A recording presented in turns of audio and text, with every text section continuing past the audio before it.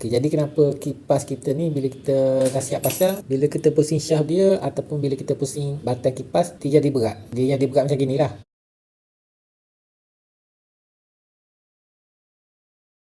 Jadi kenapa dia berjadi gitu? Kita tengok dekat sini, nampak tak ni? Ini plate bush bearing, dekat dalam ni bush bearing lah ataupun bola bearing. Cuba kita pusing ataupun kita gerakkan bush bearing ni guna jari, cuba kita gerakkan ke kiri ke kanan, boleh tak?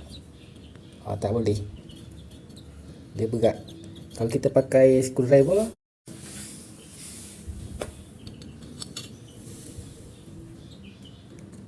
dia boleh bergerak lah. Kalau pakai screwdriver ke kiri ke kanan, boleh pusing. Tapi kalau kita guna jari, tak boleh. Dia berat. Kita tak boleh nak gerak langsung. Jadi kalau berat gini, kalau kita pasang juga, biasanya bila dah siap pasang batang kipas ni, dia jadi berat. Macam gini lah.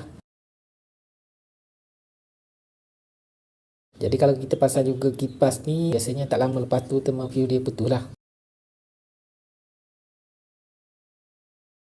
Pasal apa? Pasal shaft kipas ni dia berat. Jadi sebab tu kenapa kipas kita ni bila kita dah siap pasang, tak lama lepas tu tak hidup balik. Cek-cek rupanya thermal view dah putus. Salah satu sebabnya kenapa dia putus, pasal ni berat.